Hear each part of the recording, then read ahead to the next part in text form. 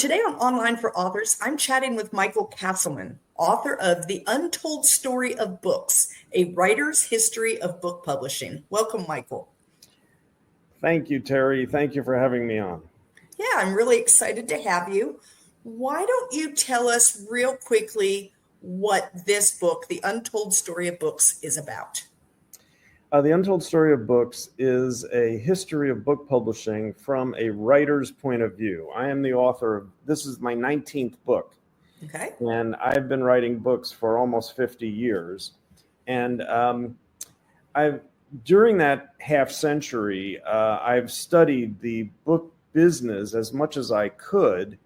And most of what's written about publishing, they're either memoirs by famous authors or editors, or they are academic tomes about the business. I wanted to carve out a different niche, one that would empower authors to understand exactly why they feel so frustrated and screwed all the time. And that is the case for 99.98% of writers. And you've done a study and you know that is a fact, right? People who write bestsellers account for about 200 books a year on the New York Times bestseller list out of 2 million a year that get published. So that's about one book in 10,000.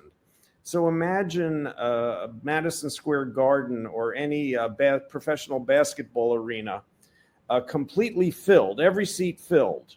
One of those people would have a bestseller. Everyone else would quite likely be a frustrated author who's scratching their head, wondering, what happened? Why didn't I get traction? Why can't I sell a damn book? Right. And that is why I wrote The Untold Story of Books, to clue authors into the fact that book publishing has always been a minefield. It's always been quicksand for authors and publishers. And in the 21st century, we have a different flavor of quicksand that has made things even more difficult. In the 21st century, it is easier than ever to publish books, but harder than ever to promote and sell them. Yeah. So in the 20th century, authors on the Authors Guild would constantly say, how do I get my book published? How do I get my book published? How do I get my book published? Because in the 20th century, there were rather few options. In the 21st century, any schnook can publish a book. The issue is, will anyone ever read it? And the answer to that is, how do I market my book? How do I market my book? Yeah. Right now, in the 21st century, according to the best research, 80% of books, 4 out of 5 books, sell fewer than 100 copies. And only 6% sell 1,000. So that leaves authors extremely confused and frustrated, often bitter. And I wanted to write a book that would empower authors to understand exactly what business they're in and how to make the best of a difficult situation. Right. So that kind of answered one of my other questions, which is, why should authors care about what's in this book, about what publishing used to be, and et cetera. And the point is, well, one of the quotes that I read that I really liked, and I'm going to butcher it because I don't have it memorized, but it was something like, people think about the old days of publishing and they go, oh, in the old days, and that the people in the old days didn't feel it was any better than we feel now. Right. Yes. Publishing is almost unique as an industry where everyone is waxing nostalgic about the past. Yeah. But if you actually look at the past, it was never any fun. I'm talking about from Gutenberg on. Very few authors know that Gutenberg went bankrupt. He could not make a go of publishing books. We revere him as a patron saint of the Enlightenment, and one of the very few people who to ever live who actually changed the world, which he did. But he went broke. Right. And the graveyards are littered with dead publishers. So I'm an author, and I'm often in disputes between authors and publishers. I generally take the author's side. But I also used to be a partner in a publishing company. And let me tell you, it is very hard to make a buck in publishing. There's an old joke. How do you make a small fortune in publishing? Start with a large one. Yeah. And so publishers are always up against the wall. There's always a knife at their throat. And really, that does not bring out the best in anyone. Right. And so publishers who are having a very hard time usually squeeze authors who always have a hard time. Right. It is hard. I've noticed just generally, I've been just an author now for 3 years. And in that 3 years, I've met a lot of authors who all seem to be very friendly and willing to share. And I think that it's such a contrast to the publishing world that feels very closed and non-transparent and impossible to understand. And you send in manuscripts and you never even get a note that they received it. I mean, it just feels so very different. So Let's talk a little bit about this process. Like, what is publishing like today in 2025? Well, publishing is much more complicated than it used to be. In the 20th century, there was a sort of stately progression from book idea to book proposal to agent to editor to publisher to publication to champagne. And that still happens for a tiny minority of publishers. Right. For 10 or 15,000 authors a year, that still happens. They have agents, they get contracts, But with the advent of digital technology, publishing has totally fundamentally changed. And a lot of authors don't appreciate this because books look the same as they looked 50 years ago. Right. Bookstores sell them the same way that they sold them 50 years ago. So there's this patina of constancy that makes authors feel like, well, it's the same old thing. No, absolutely not.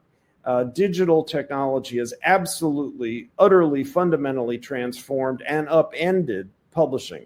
So now, in addition to the stately progression that I just mentioned, there are hybrid publishers. There are hundreds of them where essentially authors hire book producing companies to publish their books. And this harkens back to colonial America. Before, in the 18th century and in the 19th century as well, publishers didn't go after authors. Authors went after printers who printed their books at authors' expense. Right. And so every classic American book from, Thoreau, James Fenimore Cooper, and the biggest selling book of the 19th century, which was Uncle Tom's Cabin, they were all published with financing from authors or patrons. Right. And so hybrid publishing does that today. And you can get a very nice book published in hybrid publishing for anywhere between $5,000 and $20,000, depending on the package you buy. And there are literally 100 companies out there doing it, including some of the big five. Simon & Schuster has its own hybrid imprint called Archway.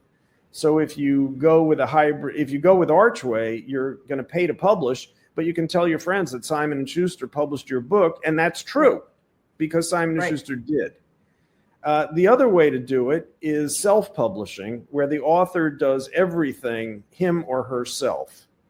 Now, that is very popular, and particularly if you're ebooks only, if you're going to print ebooks, if you're a romance fiction writer or you are a mystery thriller writer and you are not all that interested in publishing in print, but you very much want to publish on Kindle, you can for about $100.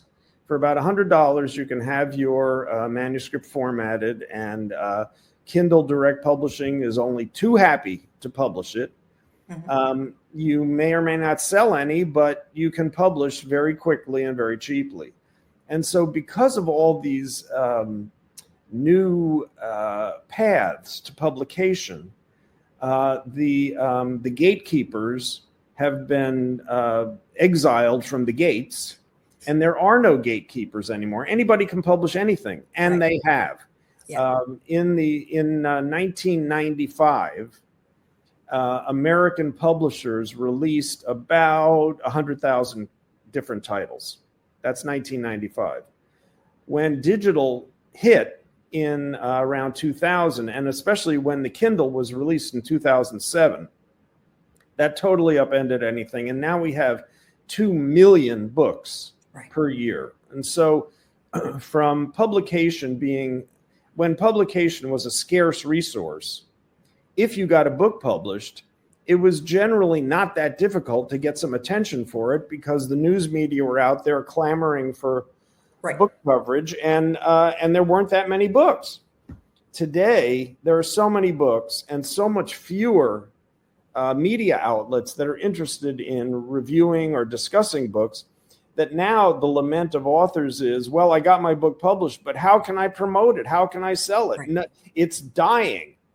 And that is because there are so many books that every new book becomes a snowflake in Antarctica.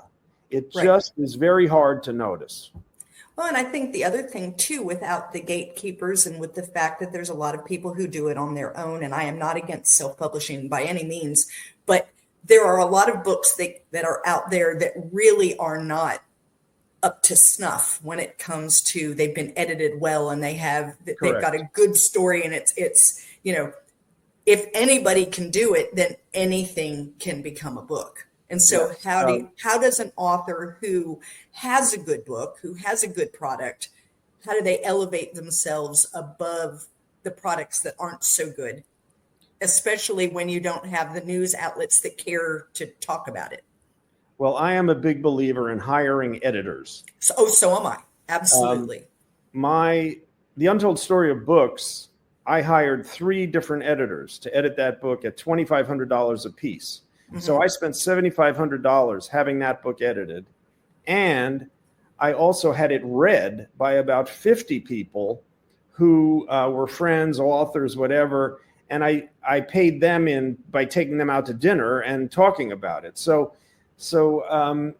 a lot of authors think, oh, I don't need to be edited. Wrong. Every writer needs to be edited. And actually, the better writer you are, the more you need editing, because a good writer can sort of fool editors who aren't very good. And if good writers need really excellent editors to find the minor flaws in their work. Right. And the other line you hear from writers is, oh, I've published a book, or I published 2 books, or I published 5 books. I'm experienced. I can edit myself. No, you cannot. No, you can't. Sorry, you can never. You can revise your own work 1,000,000 times, but you can never bring someone else's sensibilities to your own work. Exactly. And other people's sensibilities are extremely important. There were in the Untold Story of Books, I had what I thought was a finished manuscript, and I sent it to a friend of mine who read it and said, "Gee, Mike, great stuff in here, but you forgot this whole element." Right. And I went, "Oh my God, you're right." And that added. So I went and researched that element of the book business, and that added about 1,000 words to the book. Right. So every writer needs editors. The better you are as a writer, the more you need good editors. And yes, editing is painful to be on the receiving end of it. I've been in this business for 50 years. And for 50 years, I have waited for an editor to say to me, "Mike, this is fantastic. Don't change a word. This is perfect." I have been waiting for that. I have never heard it. No one has ever said that to me. What they always say is, "Well, Mike, there's really good stuff in here. I like this book, but I got some issues and you need to address them." Right. And that hurts to hear It But does. in the It feels long like getting run, a big red circle, like it back in English class, yeah, where you in the get long, the circles on your paper. exactly. In the long run, it's better to have your work sliced and diced before publication Yeah. than to have it appear in print and have people say, he forgot this, he didn't do that, it sucks, it's not that well written. Um, edit, edit, edit. Right. And if Right. you have to postpone publication for a year to get your book well edited, I think that's a year well spent. Absolutely. I've told people that as you're writing your story, whether it's fiction or nonfiction, you know in your mind what it is that you're writing. And so it's easy to skip over things or to gloss over something that seems very apparent to you because it's living in your head. And I've done that where I've given it to my editor and I'm so proud. And it's like, and she comes back with this question or this like big red circle. And I think, well, certainly that's obvious. And then you go back and you read it with her comment in mind and think, oh, okay, so maybe it's not as obvious as I thought. You can't do it yourself. There is no way to do that yourself because you're living with the book in your head and you know the answers. And so it doesn't appear like there's a problem until someone who doesn't know the answers reads it and says, you didn't make this clear for me. Right. Terry, you're exactly right. And it's hard enough being an author. You don't, and having your book judged. Right. And readers have every right to judge books, just like authors have every right to have their opinions about plays, movies, other people's books, whatever. When you participate in the culture, you are inviting criticism. Right. And people love to criticize culture. Yes, they do. They love it. They love to flail authors with barbed wire. And so if you don't want to be flailed, put in extra effort at the front end. Exactly. There's nothing that can replace good editing. And like I said, I had 3 professional editors go through the Untold Story of Books.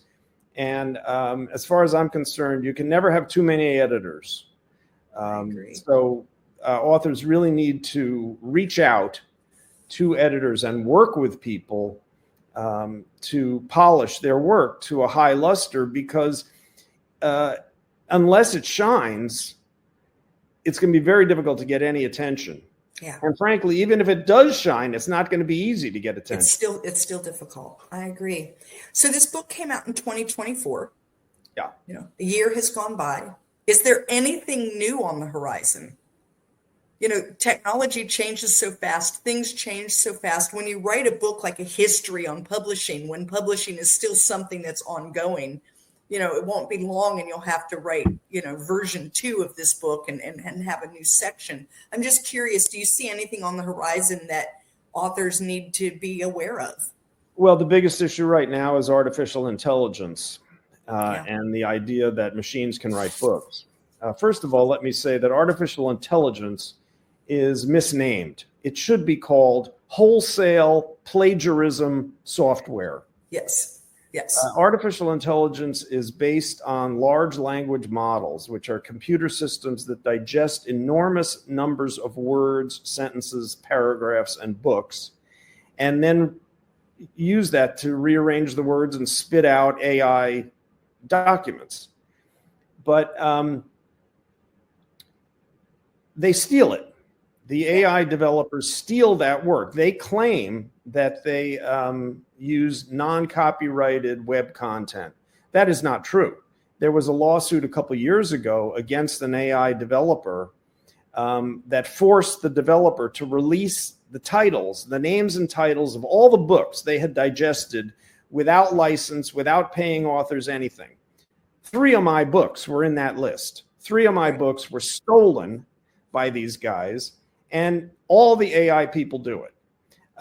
So authors and the Authors Guild, the main organization of authors in this country, have sued a bunch of AI developers. Right. And we're winning.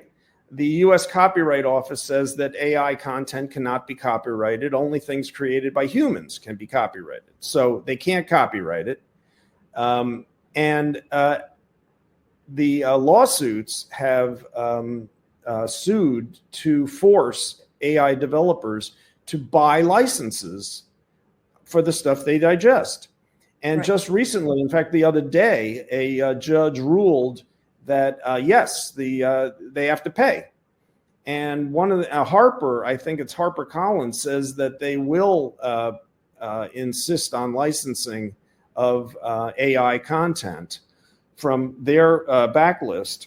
And so this battle has been joined. And I'm cautiously optimistic that authors will win legal victories because we have been doing that. But that won't stop AI piracy.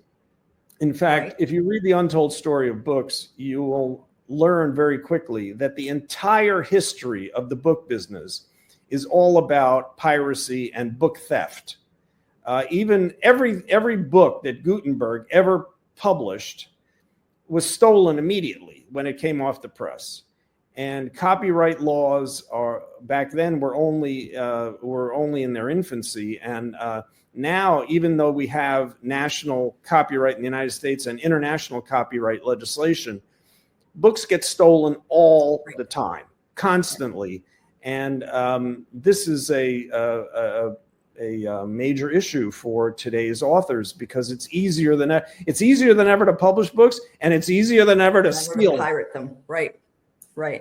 The same gatekeepers that kept books a little safer, they've been removed, and your book is out there. So if you've got your book out there on Amazon or any other place, it can easily be taken. And I know there are a lot of authors that I've spoken with that find their books on these pirated sites. Oh yeah, my books are all over pirated sites. Yeah. And the thing is, it's like whack-a-mole. You can knock them down and they just pop up again somewhere else. I've talked to lots of authors who go, oh my, I can't write anymore because they're going to steal it.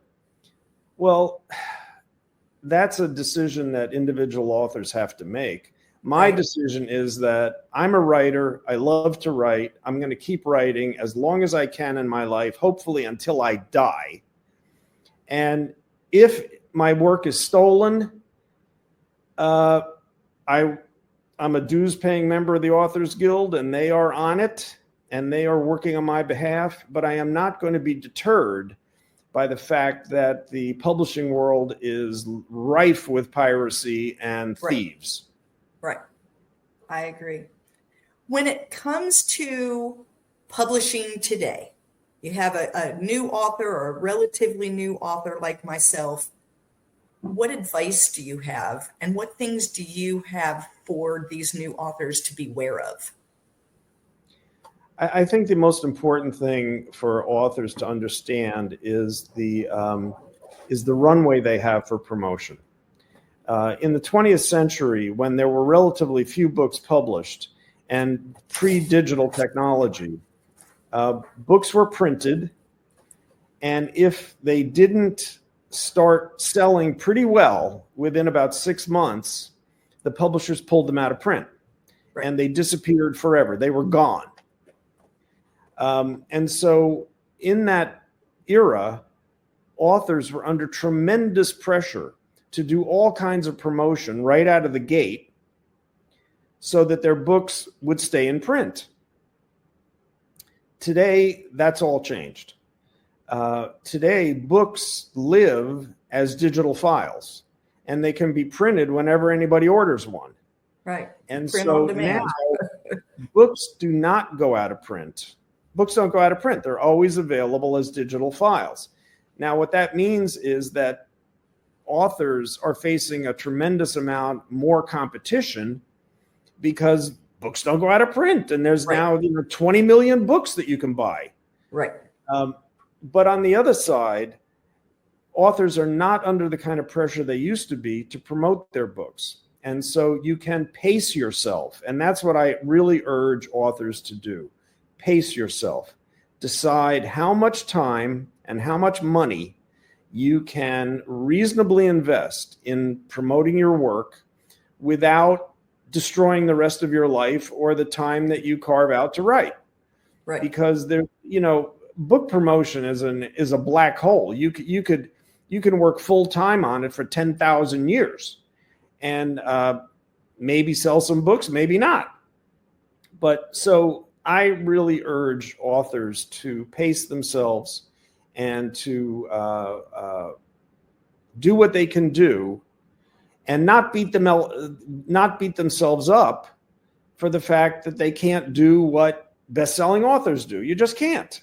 Right. That's, I mean, if you play basketball on a playground, you can have a lot of fun, and you shouldn't beat yourself up because you're not in the NBA. I mean, it's that kind of thing.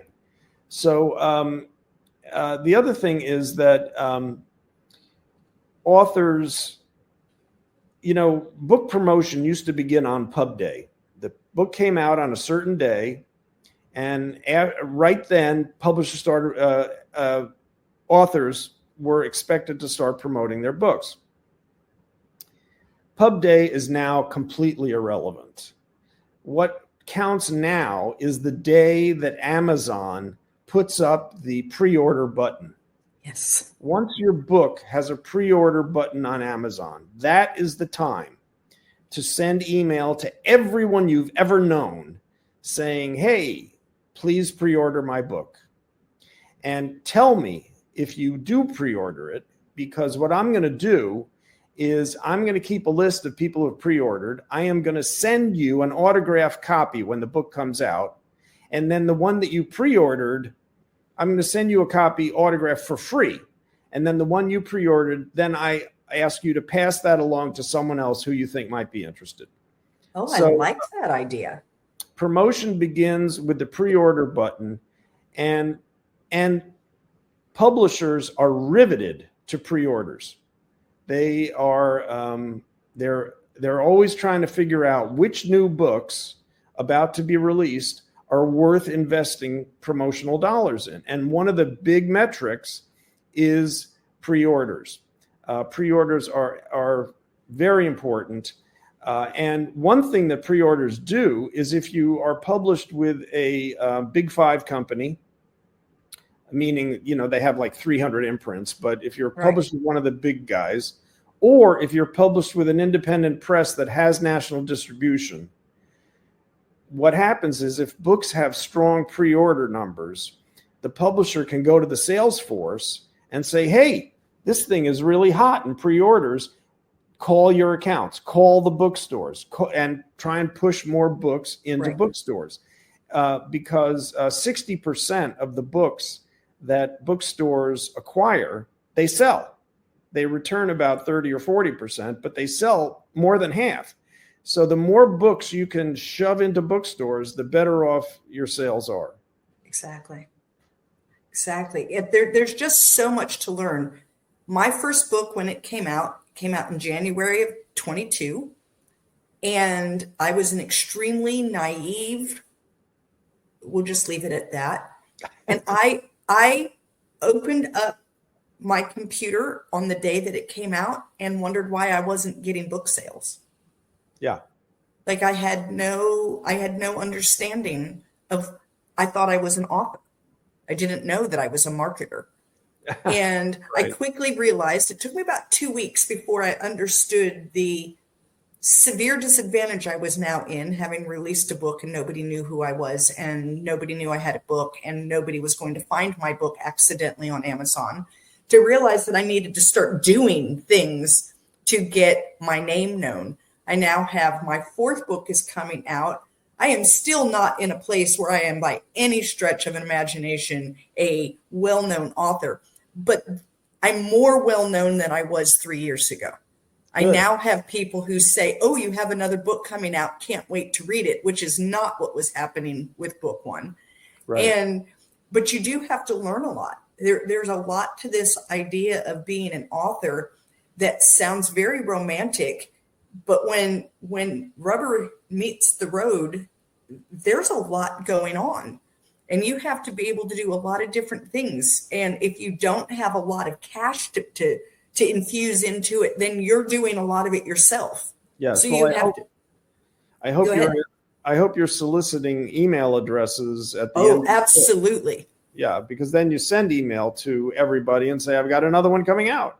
Absolutely. And one of the things that I learned, I listened to a wonderful podcast. It was, I don't even remember now, and it was about book publishing. And I mean, I took copious notes. It was just like anything, because I was starting from zero. I figured anything somebody said was going to give me more. One of the things that he went on and on and on about was your email list is your gold. Because once you have their email, then you can market to them over and over. You can let them know when you have something new coming out. You can get them excited about the things that you have coming out. You can just keep working the program with those people, but without their emails, it's nothing. And so that's one of the things that I do is I really work to develop an email list. Well, that's excellent. You're doing the right thing. And one thing I will mention is that, so I have an email list of about 1,000 names. And I promoted the Untold Story of Books to them with I made a little PDF poster of the cover and my best quotes and a little thumbnail about the book. And then I very tediously added personal notes to everyone in there who I was, had a personal relationship with, which was most of them. What percentage of the 1,000 names actually pre-ordered the book? 15%, about 100. That's good. Now, 15%, 150 pre-orders was very good, and my Amazon numbers were great during that period. But you think, oh my God, only 15% of my friends are going to buy my book? That's right. Only 15% of your friends are going to buy your book. And that doesn't, and the fact is, people send me emails all the time touting their theater performances, their singing, their movies that are coming out. I don't go to everyone. You can't go to all of them. No. Right. But what you can do is repeat marketing. Yeah. So that 1,000 names I sent out for pre-order. When the book came out, I emailed them again saying, hey, my book came out. Hey, it's out now. Yeah. When it went into a second printing, I emailed everyone again saying, hey, it's in a second printing. Yeah. Yeah. And, if it wins an award, if you're on, if you get interviewed by somebody famous, if any of those things happen, it's like any reason to show them your book again. Yes, any legitimate reason. You don't want to harass people. No, but if there's something that you can say, I tell people, my feeling is, and I don't know how you feel about this, but you almost have to be willing to dance on the table naked with your book. Pretty much. Here it is. And if you can't, I did a quick marketing class with some local authors here. And I said, the number one thing that you have to do for marketing before anything else, I said, what do you think it is? And I heard websites and I said, no. And finally they're like, what is it? And I said, you have to be able to say, I wrote a good book. Would you like to read it? Yeah. And if you can't do that, the rest of your marketing is going to fall flat. Like, you first have to believe in yourself, and then you have to be able to get out there and say, I wrote a good book. I wrote a good book. I wrote a good book. You must read it. Don't you want to read it? Hey, I have a good book. And that, blurbs help. To have an Amazon page that's loaded with praise. But the other thing that a lot of authors don't understand is that 40% of books sell during a 4-week period every year, from Thanksgiving to Christmas. Right. 40% of books sell from Thanksgiving to Christmas. And so if you're not promoting then, you're asleep at the wheel. And so what I did with Untold Story of Books was the day after Thanksgiving, I sent email to my whole list saying, the perfect gift for book lovers and authors and people who are curious about publishing. And then I sent it again on December 10th. With enough time to get it by Christmas. That's when people are getting serious about Christmas shopping. And they can still get it by Christmas. Right. So all these kinds of things, it takes time. I mean, every time mailing to 1,000 people, it takes the better part of a day for me. Yeah. And so I put a week's worth of days into promoting Untold Story of Books through email during 2024. And right after Memorial Day, I'm going to do it again because for a summer beach blanket reading. Right. And then next Christmas, next Thanksgiving, I'm going to do it again. Right after Thanksgiving, and right before Christmas. And so authors who don't publicize their work during that window are at a disadvantage. So they're going to lose sales. Absolutely. So I'm curious, you've published 19 books now, fiction and nonfiction. You say you're going to write until you die. What's next? Well, I have the novel disease. I have the disease. I have the chronic illness known as writing novels. I love novels. That's good. And it's like drug addiction. There are moments of euphoria, and then there's often a lot of bad consequences. Right. But so I'm playing with some fiction ideas, and I'm hoping that the Untold Story of Books is actually done fairly well. Mm-hmm. And my publisher and I are talking about when it would be appropriate to release a second edition. And so I'm collecting, I'm scouring the internet and newsletters and to gather more material to expand and extend the Untold Story of Books. And so I hope to have a second edition of that in a couple of years. I will play with fiction, and I have I'm a journalist, and I cover sexuality research for Psychology Today, and I have a blog on their website, and I continue to read about sex research and write about it. That could be a very interesting topic. Maybe not for this podcast, but a very interesting topic. Yes, there are quite a few sex podcasts that I've been on. I'm sure. If someone wanted to get in touch with you, Michael, talk with you about publishing, what's coming down the pike, what things they might need to do, want to talk with you about a great idea to add into your second edition of the book, how do they get up with you? My website, mcastleman.com. MCASTLEMAN, one word.com, mcastleman.com. You can contact me through that, and you can see, my catalog of output, and I hope to hear from you. Yeah, wonderful. And guys, all those links will be in the show notes, so feel free to reach right in there. Definitely read the book. It was fascinating. I found out a lot of things about the publishing world that I knew nothing about. And it gave me some insights into things that I should be doing now, just as this conversation did. In fact, I feel like I want to reach out to you again, Michael, and just pick your brain just for my own information, because you have a lot of knowledge in there. I want to thank you so much for being with me today. Thank you for having me, Terry. And if you want to reach out to me and ever, feel free. I'm happy to talk to you anytime you want. Wonderful. Thank you so much. Thank you for listening to Online for Authors, where I, Terry M. Brown, author of character-driven fiction and host of the podcast, introduce readers to characters they'd love to invite to lunch. Tune in next Tuesday for another podcast episode.